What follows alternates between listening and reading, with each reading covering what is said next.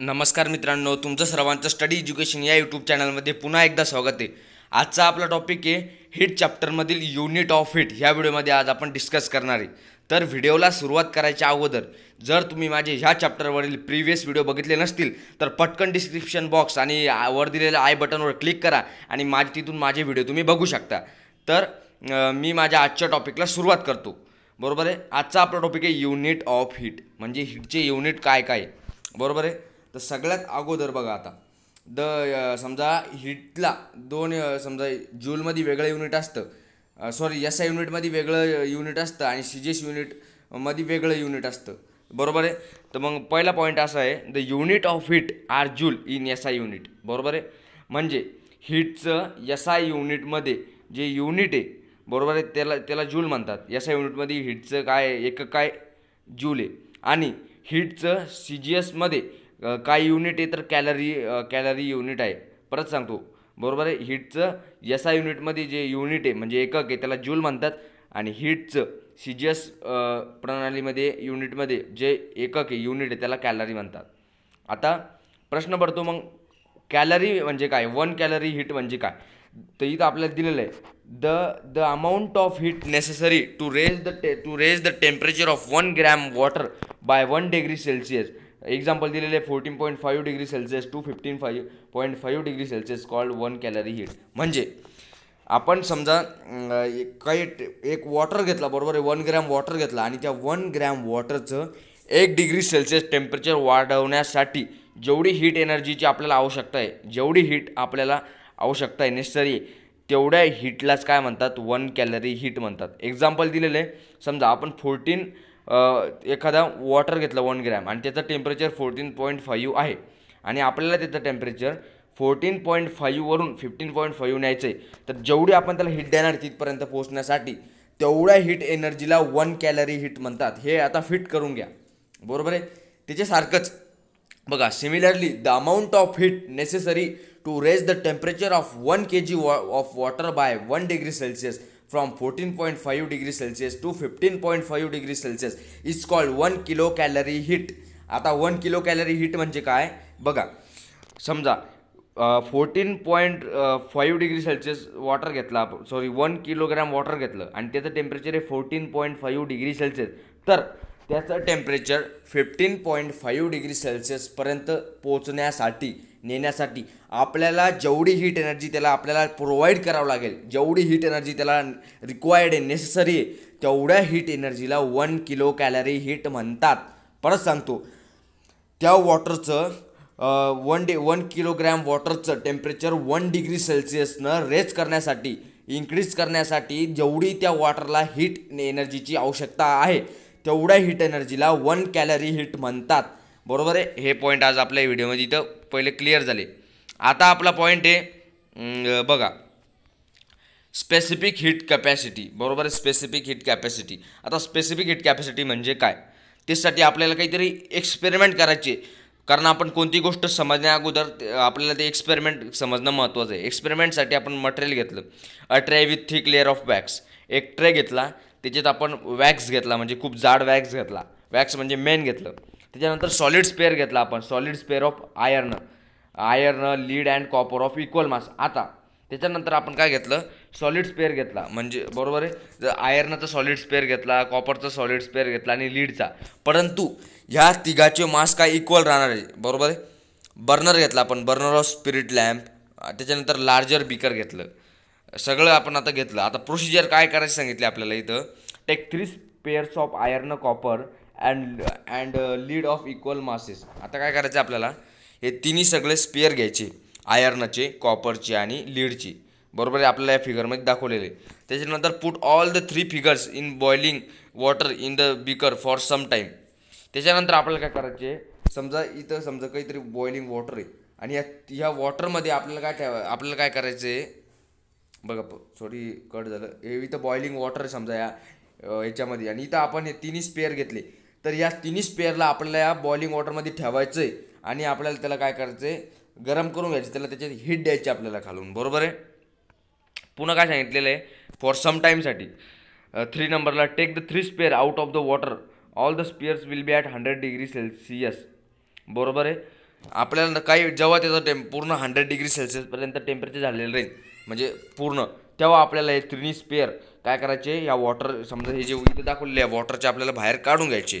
काढले वॉटरच्या बाहेर, put them immediately on the thick slab of wax.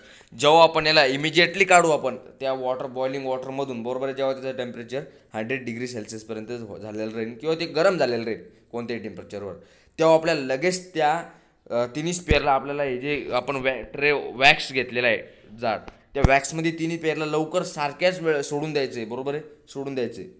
मग इथे काय सांगितलेलं आहे, मग आपल्याला काय ॲब्झर्व झालं, इथं आपल्याला काय समजलं, जेव्हा आपण हे तिन्ही स्पेअर इक्वल मासेसचे त्याला आपण सारखीच हीट दिली, बरोबर आहे, सारखीच हीट दिली आणि आपण त्याला काही वेळानंतर वॉटरमधून काढलं आणि ह्या वॅक्समध्ये सोडलं, तर नेमकं आपल्याला काय ऑब्झर्व झालं, तर आपल्याला असं लक्षात आलं बघा की समजा जो आयर्न आहे, हा आयर्न जो लवकरात लवकर काय केला, जास्त खाली गेला, जास्ती खोलीवर गेला, बरोबर आहे, as compare to copper and lead.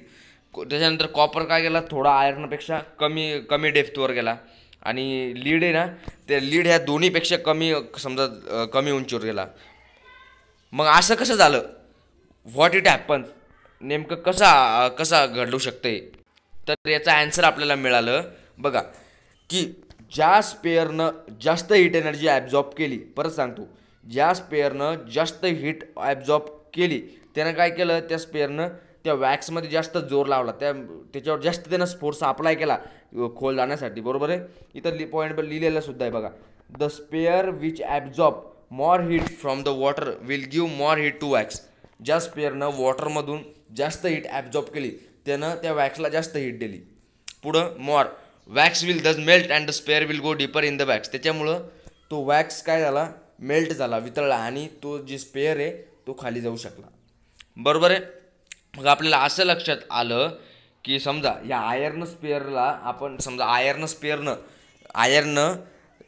जो स्पेअर आहे त्यानं त्या वॉटरमधून जास्त हीट एनर्जी ॲब्झॉर्ब केली, बरोबर आहे. जरी त्या तिन्हीचं इक्वल मास असेल तरी पण आयर्ननं जास्त हीट एनर्जी ॲब्झॉर्ब केली. त्याच्यानंतर कॉपर आहे, त्या कॉपरनं कमी हीट एनर्जी ॲब्झॉर्ब केली, बरोबर आहे, त्याच्या कॅपॅसिटीनुसार कमी हीट एनर्जी ॲब्झॉर्ब केली आयर्नपेक्षा कमी. त्याच्यामुळं तो खाली कमी जाऊ शकला, त्यांना त्या वॅक्सवर पण कमी समजा हीट एनर्जी अप्लाय केली, त्याच्यामुळं तो कमी खोलीपर्यंत जाऊ शकला. त्याच्यानंतर लीडनं पण काही हीट एनर्जी ॲब्झॉर्ब केली, पण ती ह्या दोन्हीपेक्षा कमी ॲब्झॉर्ब केली.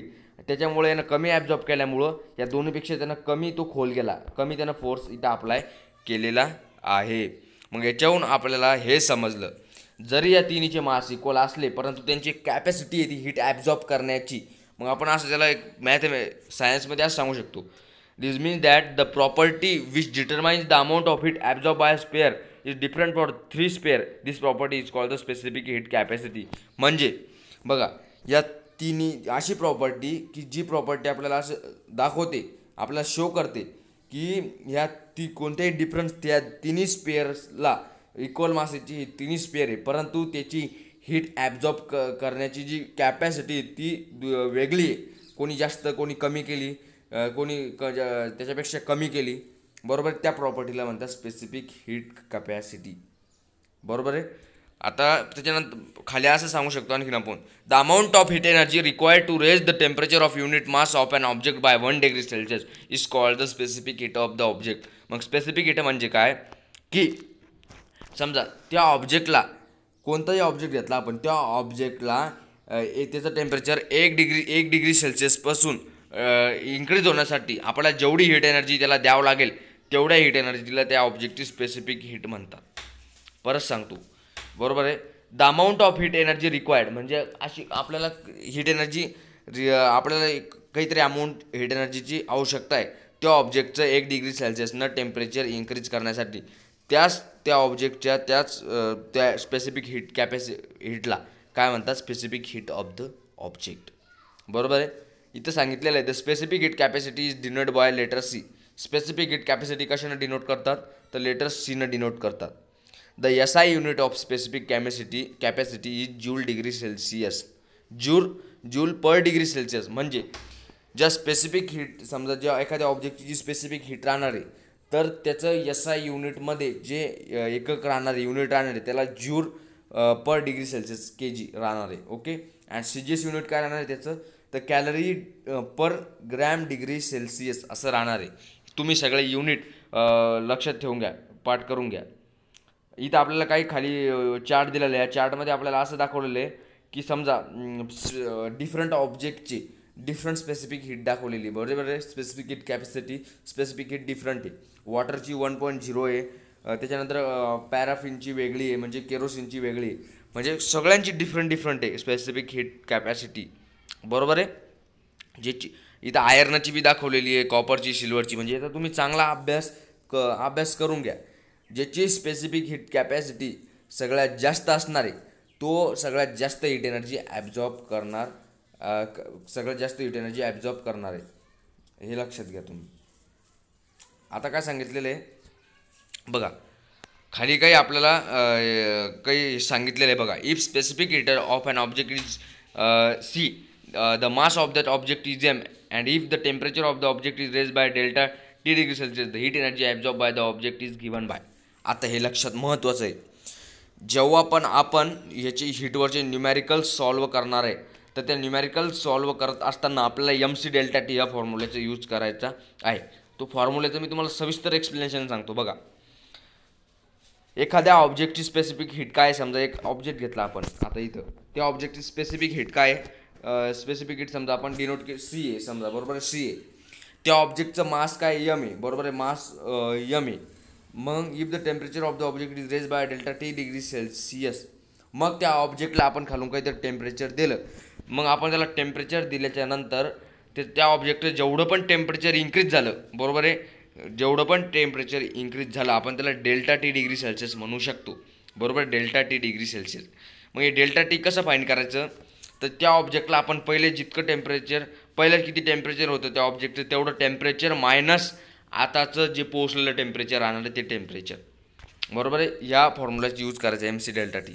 सेकंड आहे, in the same way if specific heat of an object is C, the mass of the object is M, and if the temperature of the object decrease by delta T degree Celsius, then the heat energy lost by the object will be MC delta T.